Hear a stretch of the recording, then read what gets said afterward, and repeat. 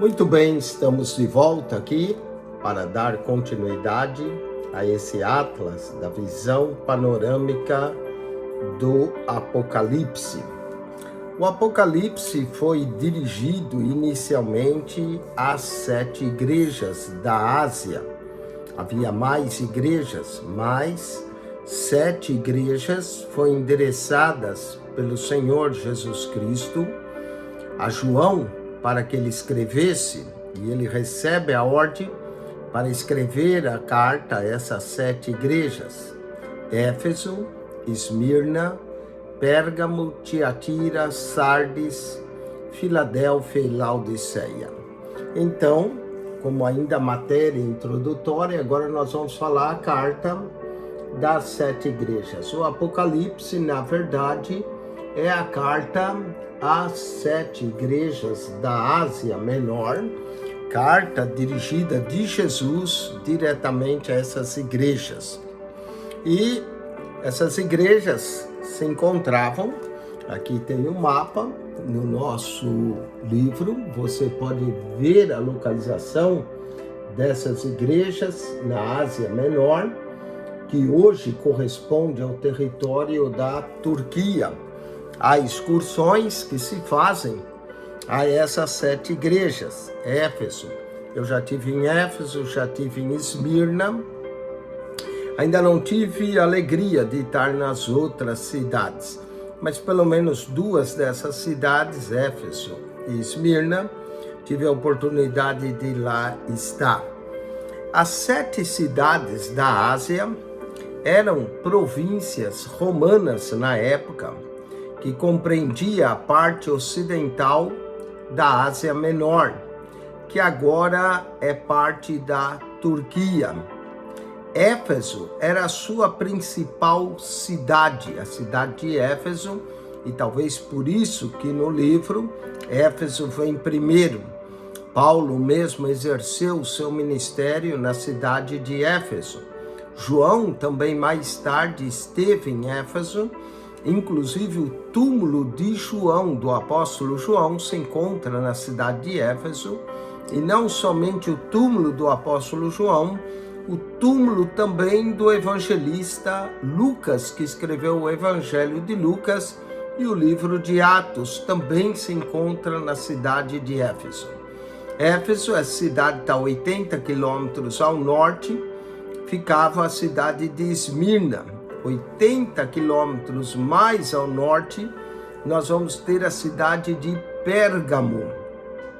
A 64 quilômetros a sudeste de Pérgamo, vamos encontrar a cidade de Tiatira. E a 56 quilômetros mais ao sul, Sardes. 48 mais quilômetros a sudoeste, Filadélfia. E 48 quilômetros mais a sudeste, Laodiceia, que ficava a 160 quilômetros a leste de Éfeso. Esse pequeno mapa te dá uma descrição na Ásia, onde estão localizadas as cidades. Então, Éfeso, Esmirna, depois Pérgamo, depois Tiatira, e vem descendo até Laodiceia, não é? Todas essas cidades estão ligadas entre si com uma estrada triangular. Na verdade, se nós puxarmos as cidades, elas acabam formando, está aqui no mapa, elas acabam formando quase que uma letra A de alfa, puxando todas elas aqui no mapa. Então, quando você aciona, pega o nosso livro, você pode ver, as cidades eram centros, respectivos distritos, e as igrejas nessas cidades representavam, sem dúvida, uma considerável corte transversal das igrejas da Ásia. Perto de Laodiceia tinha a igreja de Herápolis e Colossos, e também tinha a igreja de Mileto na Ásia Menor. Das 7 cidades, só Éfeso figura em outra parte da história do Novo Testamento. No livro de Atos, Paulo realizou o seu trabalho na cidade de Éfeso E também Paulo escreve sua epístola aos Efésios, né? Então nós temos essa cidade. A epístola de Efésios também tem uma relação com 1ª e 2ª Timóteo. Tiatira é outra cidade mencionada no livro de Atos, no capítulo 16, verso 14, falando de Lídia, que se encontrava em Filipos e era vendedora de púrpura da cidade de Tiatira.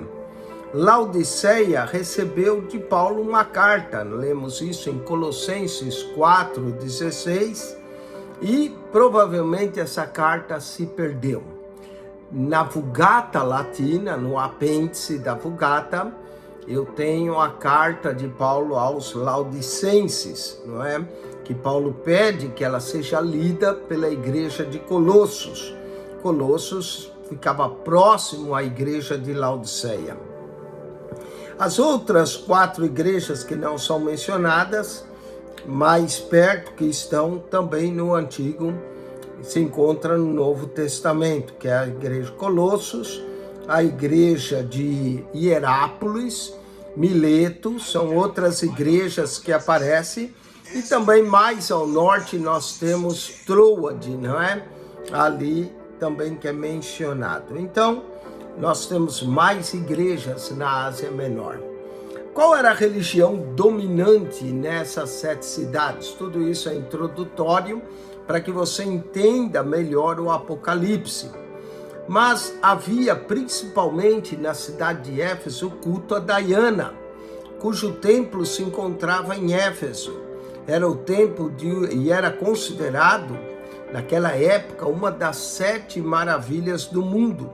Havia também o culto ao imperador, e o culto ao imperador era realizado na cidade de Pérgamo, né?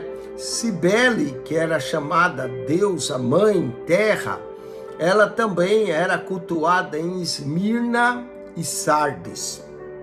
O culto de Ártemis, deusa da fertilidade, era na cidade de Tiatira, que era uma divindade comparada com Diana, a grande deusa dos Efésios. O culto ao imperador era a religião oficial do Império Romano e deixava de prestar-lhe homenagem, e quem deixasse de prestar homenagem ao imperador mostrava dessa forma sinal de deslealdade, podendo ser punido. No caso de João, ele foi punido com exílio à ilha de Patmos. O culto de Diana acompanhava-se das mais grosseiras formas e prazeres imorais. Havia prostitutas cultuais. E em 40 anos, desde que Paulo introduzira o evangelho na cidade de Éfeso, o cristianismo havia feito enorme progresso e efetuou sérias incursões para essas religiões. Uns 10 anos depois que essas cartas foram escritas, Plínio escreveu ao imperador Trajano que os cristãos eram tão numerosos nessa região que os templos pagãos estavam quase que desertos. No nosso livro, nós incluímos uma foto da deusa Diana. Ela possuía 54 seios, chamada deusa da fertilidade. Essa é uma imagem de Diana do 1º século. Há outras imagens de Diana do 2º século. Olha quantos seios possuía até nos cabelos, não é? Que é uma imagem de Diana do 2º século. Essa deusa que era adorada como deusa da fertilidade. Também aqui nós temos ruínas do templo que era considerado de Ártemis. Essas ruínas do templo na cidade de Éfeso. Temos também uma coluna nessa foto do templo, outra coluna do templo, hoje são ruínas, mas que quando visitamos a Ásia, podemos ver essas colunas que eram consideradas colunas do templo.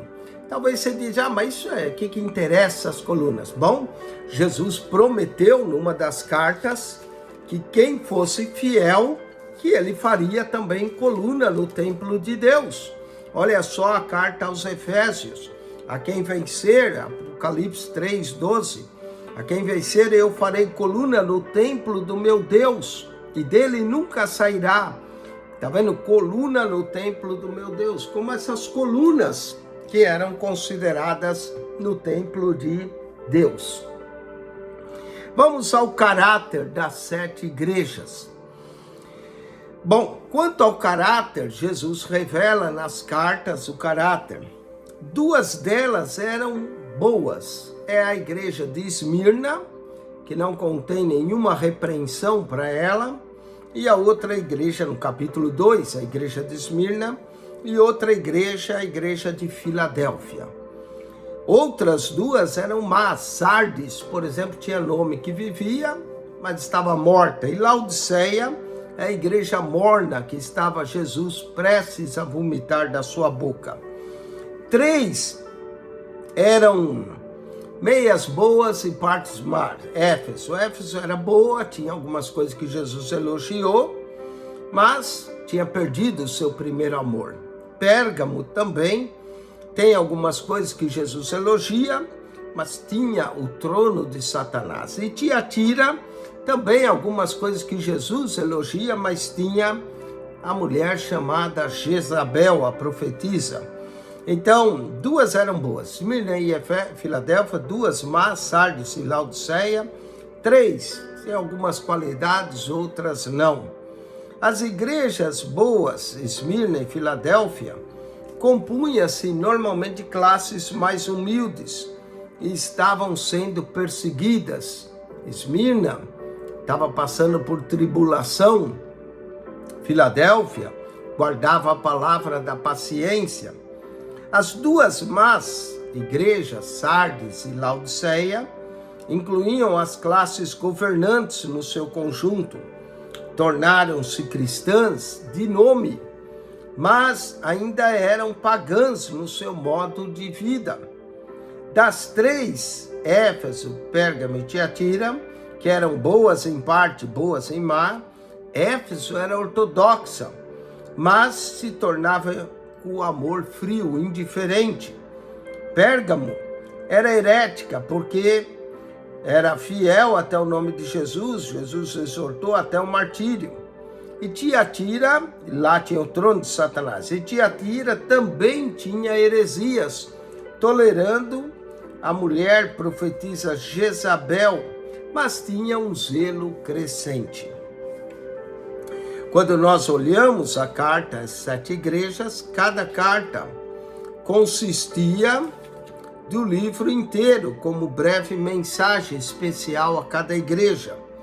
Supomos que quando foi escrito o Apocalipse, 7 cópias do livro foram feitas e enviada a cada cidade. Ou talvez uma cópia foi feita e circulava pelas 7 igrejas.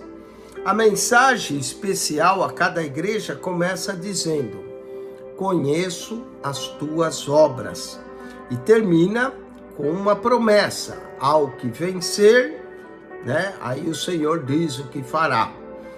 Quem tem ouvidos também, essa expressão está em todas as 7 cartas, quem tem ouvidos, ouça o que o Espírito diz às igrejas. É preciso ter ouvido, não apenas orelha. Não é? Essa última expressão era uma frase favorita. Mesmo nos evangelhos encontramos ela. Mateus 11:15, Jesus diz: quem tem ouvidos, ouça. Não é? Então é interessante elas aparecerem também no Apocalipse. Mateus 13:9, Jesus diz: quem tem ouvidos, ouça. Marcos 4:9, quem tem ouvidos, ouça. Marcos 4:23, Lucas capítulo 8, verso 8, quem tem ouvidos, ouça. Lucas 14:35, então mostra que as cartas estão de acordo com os evangelhos de Mateus, Marcos e Lucas. O caráter de cada igreja determina o aspecto específico da natureza de Cristo. que ele exibe a igreja e avisa e consola amorosamente conforme seja o caso.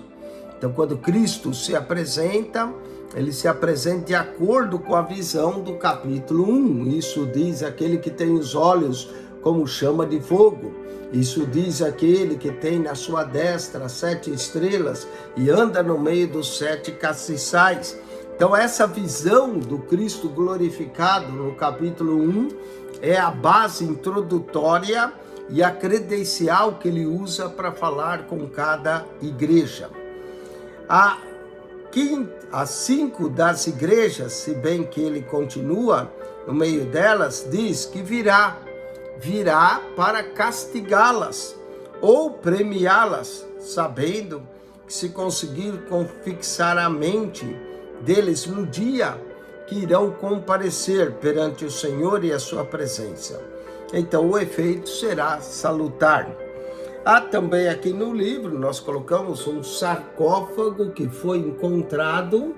Esse sarcófago data do 1º século e tem a inscrição o Alfa e o Ômega. O Alfa desse lado, o Ômega, e no meio Christos. Certamente um sarcófago cristão. Também nós incluímos uma lâmpada que Jesus anda no meio dos 7 castiçais. Essa daqui é uma lâmpada do 1º século, punha-se óleo e acendia. E aqui tem uma mulher grega acendendo o castiçal. Cada lâmpada ou castiçal no livro do Apocalipse representa uma das 7 igrejas. E Cristo anda no meio dos 7 castiçais. A igreja deve ser uma luz na cidade para todos. Amém? Essa matéria, esse vídeo das 7 igrejas é introdutório, trazendo um contexto um pouco cultural, histórico, para você conhecer as igrejas. Próximo vídeo, nós vamos falar a visão de Jesus glorificado no Apocalipse, que é essa visão da capa. A visão de Jesus glorificado no Apocalipse. Continue, eu estou indo livro, capítulo por capítulo, descrevendo esse livro para você. Claro, você vai ter o livro em áudio aí, áudio e vídeo, do jeito que eu estou fazendo aqui. Mas se você quiser adquirir o livro, para tê-lo, em breve estará nas plataformas do Amazon. E você pode adquirir junto com esses vídeos que nós estamos fazendo. Você vai entender o livro, a visão panorâmica do Apocalipse, de uma forma mais profunda. Esperamos que sua mente e coração se abra para essa grande revelação. Bem-aventurado aquele que lê, o que ouve e o que guarda as palavras desta profecia, porque o tempo está próximo. Jesus está às portas. Então, esse livro do Apocalipse foi escrito numa época bem propícia. Lembre-se que o tempo está próximo. Então, voltamos para o próximo vídeo com a visão do Cristo glorificado no meio da sua igreja. Amém.